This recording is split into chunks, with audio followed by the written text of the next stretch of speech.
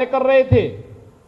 जो संकट का साथी है वही असली साथी है, शेष तो अवसरवादी है।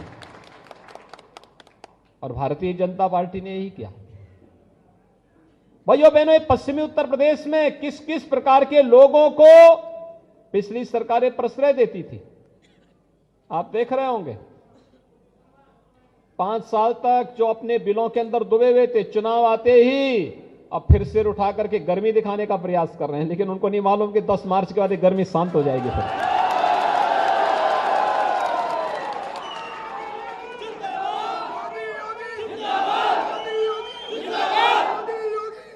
क्योंकि ये तो डबल इंजन की सरकार है, इसमें माफिया और अपराधी के लिए कोई जगह नहीं। यहां पर तो हर व्यक्ति के सम्मान की रक्षा होगी, सुरक्षा सबको, सम्मान सबको, लेकिन तुष्टीकरण किसी का नहीं, तुष्टीकरण की राजनीति नहीं होगी। गरीब की सुनवाई होगी, महिलाओं की सुरक्षा होगी, नौजवानों के लिए रोजगार होगा और किसान के उन्नयन के लिए कार्य होगा। यही तो भारतीय जनता पार्टी की पहचान है। लेकिन अगर बेटी की सुरक्षा के साथ किसी ने खिलवाड़ करने का प्रयास किया तो फिर अगले दिन उसके गले में तख्ती लटकती हुई भी दिखाई देती है।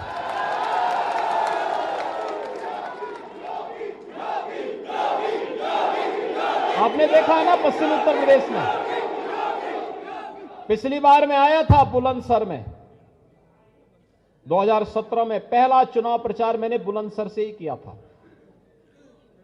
और जब मैं आया था, कुछ परिवारों में मिलने के लिए गया था, तो सबने एक ही शिकायत की थी। कहा कि देखिए, हम लोग तो असुरक्षित हैं, बेटियों को स्कूल नहीं भेज पाते हैं। मैंने कहा चिंता करने की आवश्यकता नहीं, आने दीजिए भारतीय जनता पार्टी को। बेटी की सुरक्षा हम सबकी जिम्मेदारी होगी। और भाइयों बहनों, आपने देखा होगा, सरकार आई, कैसे सुरक्षा का वातावरण दिया। आज हर बेटी स्कूल जा सकती है, कोई भय नहीं, किसी प्रकार की कोई अराजकता नहीं, कोई दंगा नहीं।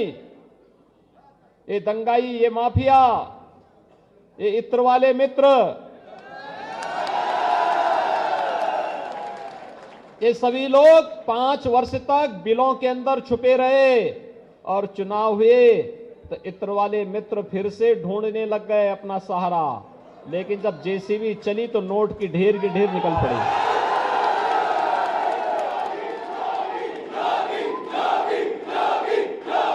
भाइयों बहनों, अकेले आपके बुलंदशहर जिले में 33,000 गरीबों को एक एक आवास मिले हैं। 33,000 गरीबों को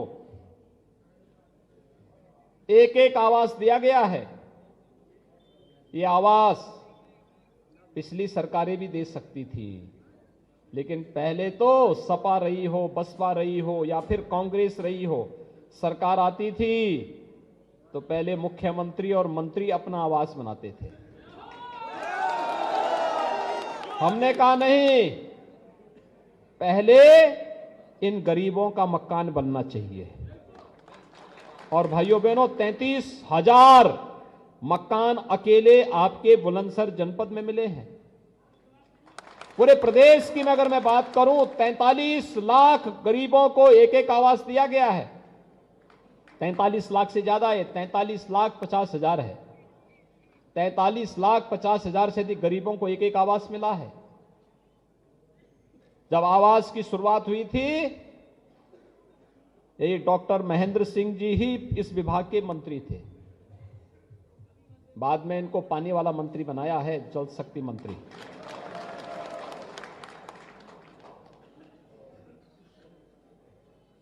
दो करोड़ 61 लाख गरीबों के लिए एक एक शौचालय उपलब्ध करवाया गया। 1,21,000 मजरे तक बिजली पहुंचाई गई। जो अनिल शर्मा जी कह रहे थे कि हर मजरे तक विद्युतीकरण का कार्य हुआ और हर गरीब को फ्री में बिजली दी गई।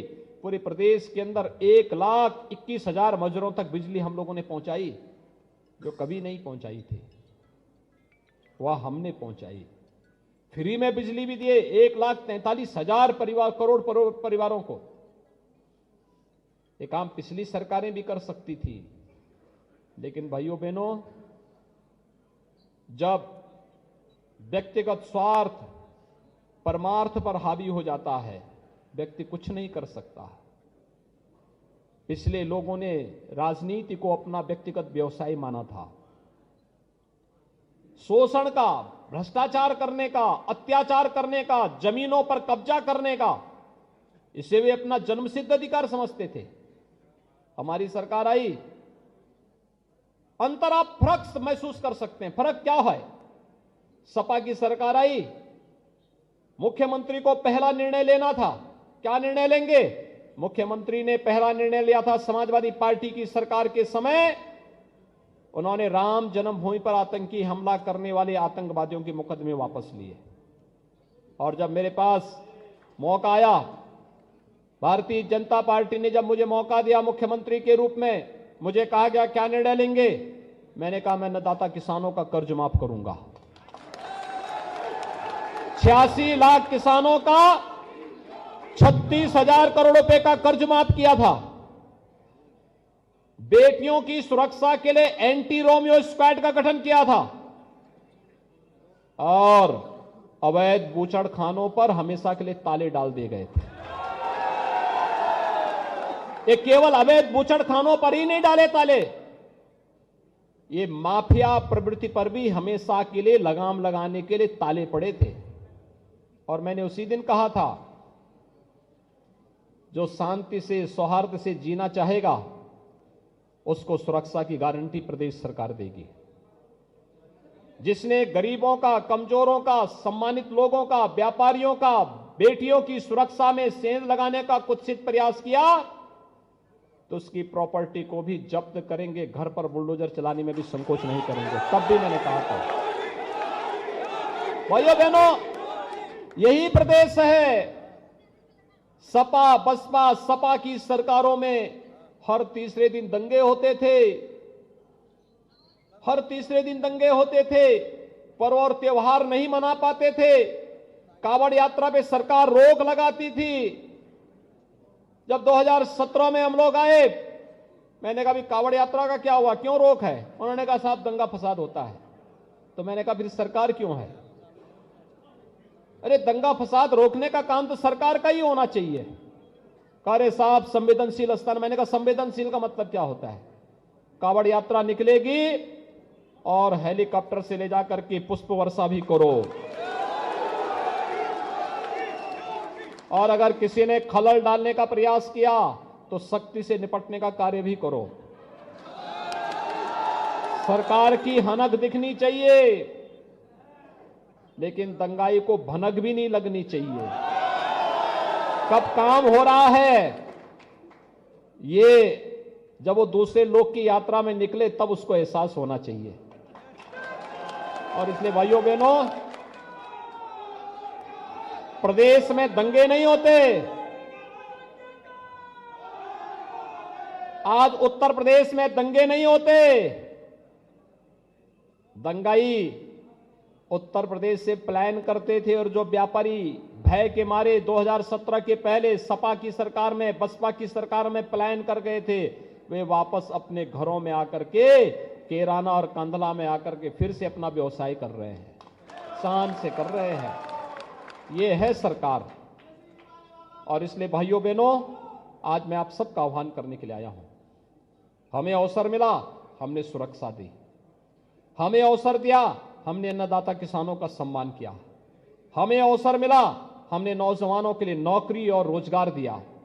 हमें अवसर मिला, हमने फ्री में टेस्ट, फ्री में उपचार, फ्री में डबल इंजन की सरकार है, फ्री में वैक्सीन, डबल डोज की वैक्सीन, और फ्री में डबल इंजन की सरकार है तो राशन भी फ्री में उपलब्ध कराने का काम किया।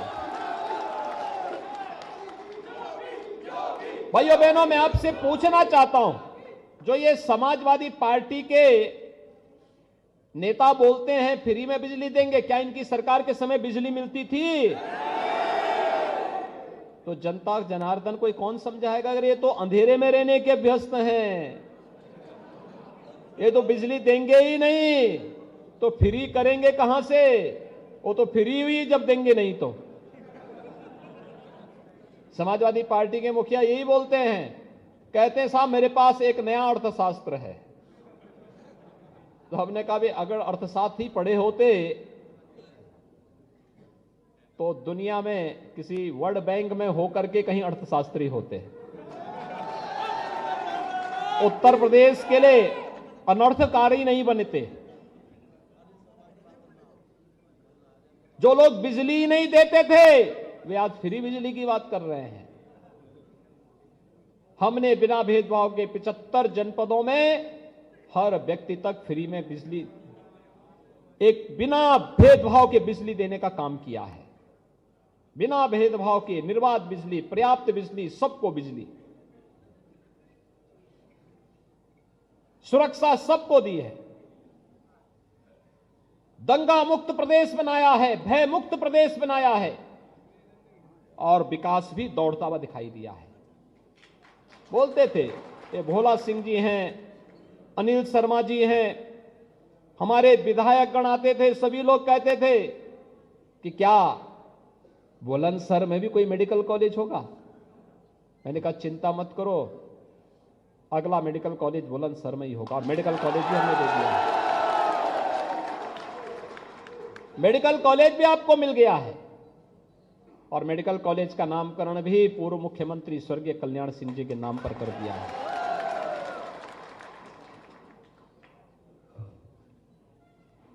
ये अनिल शर्मा रोज मेरे पास आते थे, कहते थे कोई बड़ा कार्य कैसे होगा? मैंने कहा घबराओ मत, बुलंदशहर के वासी सौभाग्यशाली हैं, वह क्रांति की धरा है, शांति और सौहार्द की धरा है। एक तरफ मां गंगा का आशीर्वाद है, दूसरी तरफ मां यमुना का आशीर्वाद है, और दोनों के बीच में जब बुलंदशहर जनपद बसा हुआ है, बुलंदशहर से प्रयागराज की दूरी, जहां मां गंगा और यमुना का मिलन होता है, उस संगम स्थल पर जाने की दूरी को इतना हम कम करेंगे कि मात्र 5 से 6 घंटे में आप इस दूरी को तय कर लेंगे। और भाइयों बहनों, 36,000 करोड़ रुपए की लागत से गंगा एक्सप्रेसवे बुलंदशहर होते हुए प्रयागराज तक जा रहा है, मेरठ से प्रयागराज तक। यह भी लाभ बुलंदशहर के नागरिकों को, यहां के युवाओं को, यहां के व्यापारियों को प्राप्त होगा। यहां खुर्जा की पोल्ट्री का उद्योग 1 डिस्ट्रिक्ट 1 प्रोडक्ट में हम लोगों ने लिया। और भाइयों बहनों, कैसे एक नई पहचान ये दे रहा है, विकास की एक नई पहचान। और ये नई पहचान तो हर चेहरे पे मुस्कान लाएगा। ये दंगे फसाद नहीं, अपराधी नहीं। और मैंने इसीलिए कहा, जो ये हिस्ट्री सीटर को इन्होंने, जो पेशेवर माफिया और अपराधियों को टिकट दिया है सपा बसपा ने, मैंने कहा बहुत मत बिलबिलाइए भाई, 10 मार्च को फिर बिलों के अंदर घुसोगे, चिंता मत करो। 10 मार्च के बाद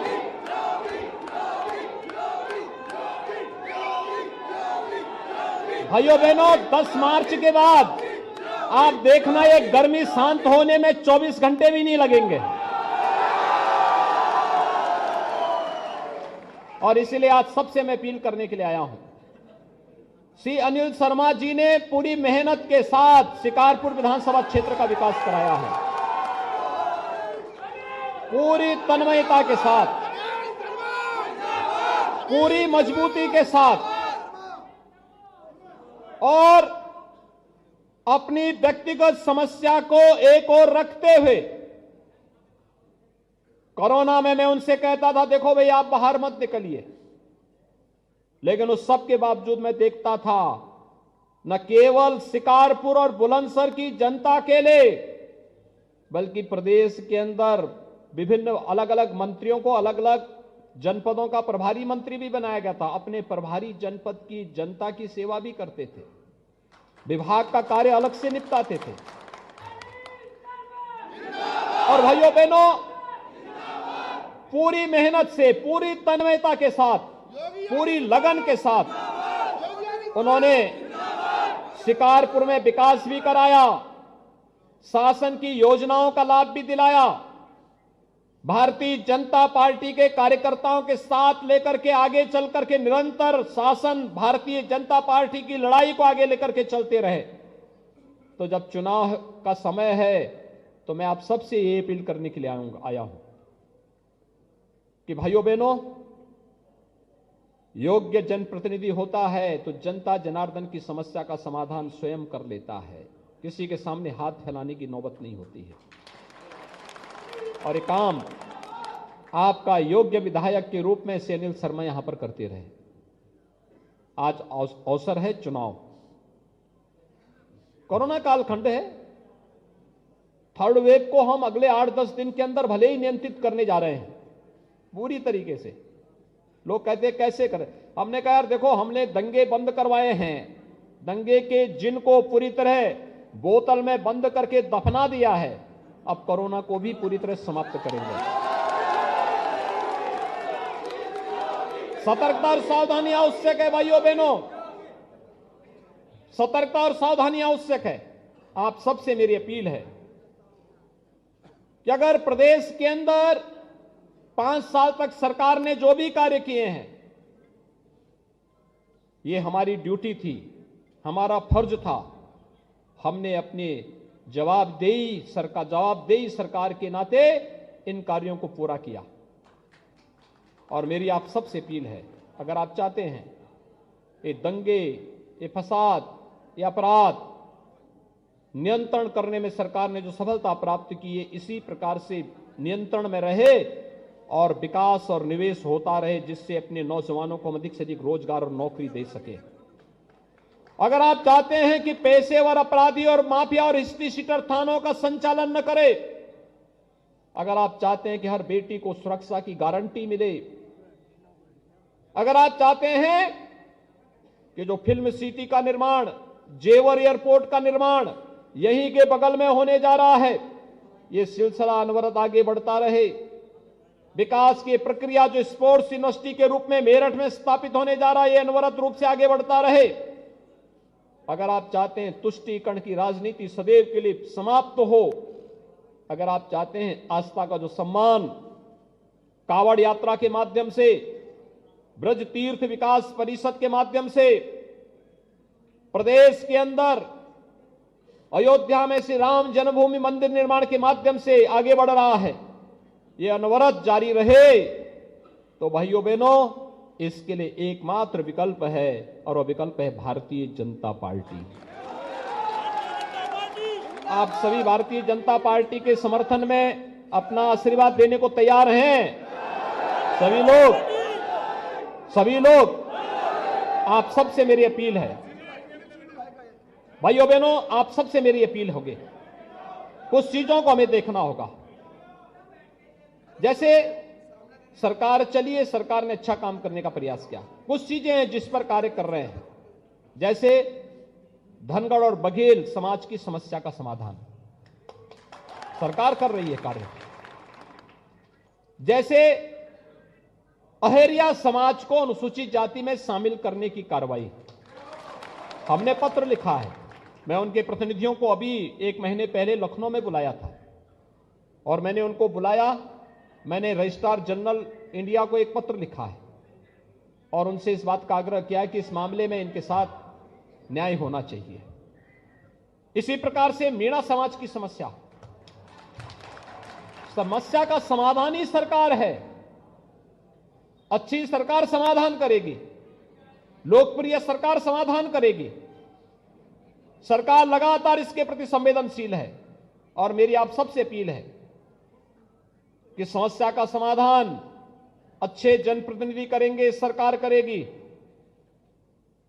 जनता जनार्दन राष्ट्रवाद, विकास और सुशासन के मुद्दे पर भारतीय जनता पार्टी को अपना आशीर्वाद दे। बड़ी सभाएं हो सकता न हो, आजकल में फिर से चुनाव आयोग कोई निर्णय लेगा, जो भी दिशा निर्देशन आएंगे उसका पालन होना चाहिए, लेकिन अब तो हर एक व्यक्ति के पास स्मार्टफोन है।